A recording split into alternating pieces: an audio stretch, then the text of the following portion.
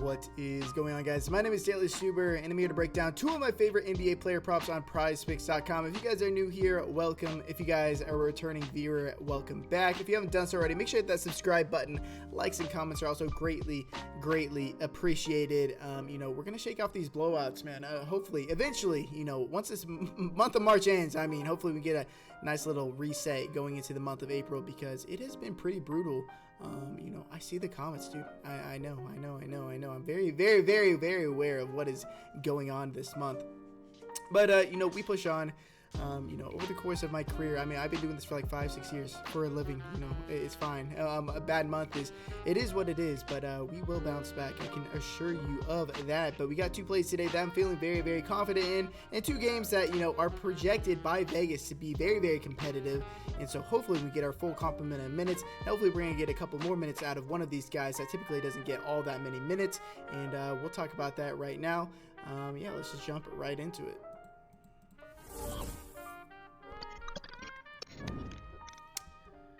So the first play we are going to talk about is going to be Kristaps Porzingis over 34.5 PRA against the Chicago Bulls. The Bulls are coming in on the second leg of a back-to-back. It is a game that is supposed to be competitive, a 222.5 over-under, which is so, but a 4-point spread in favor of the Washington Wizards, or in favor of the Chicago Bulls. Like I said, the Bulls are on the second leg of a back-to-back. Levine is questionable, so he may sit this game.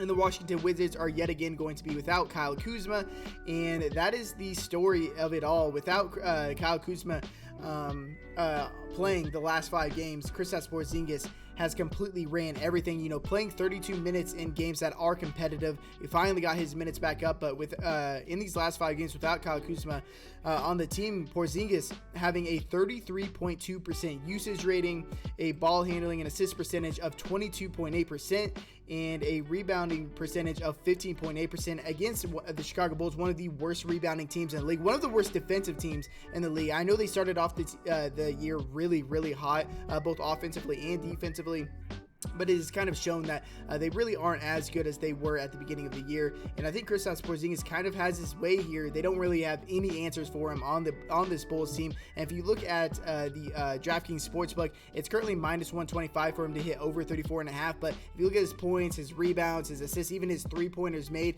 the juice is all coming in on the over, which is generally a good sign for a play on Prizepicks. I think he torches this team. I think he scores a lot of points, and in a double-double is definitely coming the way of Kristaps Porzingis, in my opinion. Really like Porzingis over 34.5 PRA, as long as this game can stay competitive, which, we have not had that luck all too much lately. Then the second play we're going to be talking about is going to be one Brook Lopez over 14.5 PRA, currently minus 125 on DraftKings Sportsbook. I don't mind the fantasy score as well, but against this in this matchup against the Philadelphia 76ers and Joel Embiid specifically, they will need his size. They cannot get away with Brook Lopez, or with Bobby Portis out there at the 5. It's going to be a lot of Brook Lopez, and I like his over 10 points. I like his over 14.5 PRA. I like his over 20 fantasy score, because I do think that he can get some steals and blocks in this game, but I think he's going to play upwards of 28 to 30 minutes. We saw him a couple of games ago get up to 28 minutes, so coming back from injury, obviously they took it slow bringing him back, but the fact that he was able to play 28 minutes a couple of games ago makes me believe that he can play 28-30 minutes here. And if you look at his per 36 stats, I know he's not going to play 36 minutes today, but if he can get anywhere around 28 to 30 minutes, he should easily be able to pass this 14.5 PRA mark. Per 36 minutes, per 36 stats this year, averaging 15.4 points, 6.2 rebounds, and 1.4 assists. And like I mentioned, he's averaging 2.1 blocks, 0.9 steals per 36.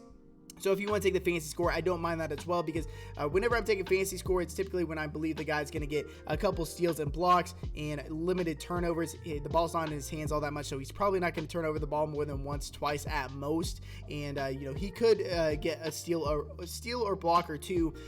If you look at DraftKings Sportsbook, his over 1.5 steals slash blocks was at plus money, so they're not thinking that he's going to get that many steals and blocks, which is one of the reasons why I ended up siding with the 14.5 PRA. So pairing the 14.5 PRA for Brook Lopez with the over Kristaps Porzingis 34.5 PRA is something that I am playing today. I personally already wagered $800 on this play, and I'm feeling very, very comfortable with it today. Both these games supposed to be very competitive. Like I didn't even mention the Sixers and Milwaukee Bucks game. It has a 231 over under and a spread of 0.5 in the favor of the Philadelphia 76ers. Actually on DraftKings Sportsbook, it is a pick 'em right now, so this game should be highly contested. I would be very surprised if either of these teams blew out the other. If it were to be a blowout, I think it would be the Bucks blowing out the 76ers. I don't think the Sixers have any chance of blowing out the Bucks with them being this healthy right now, with Brook Lopez being fully back, Drew, Middleton, Giannis, Bobby Portis all healthy right now. So I do think that this game can stay competitive enough for us to get our full complement of minutes. But appreciate you guys being here. Appreciate you guys watching. Best of luck tonight. And until next time,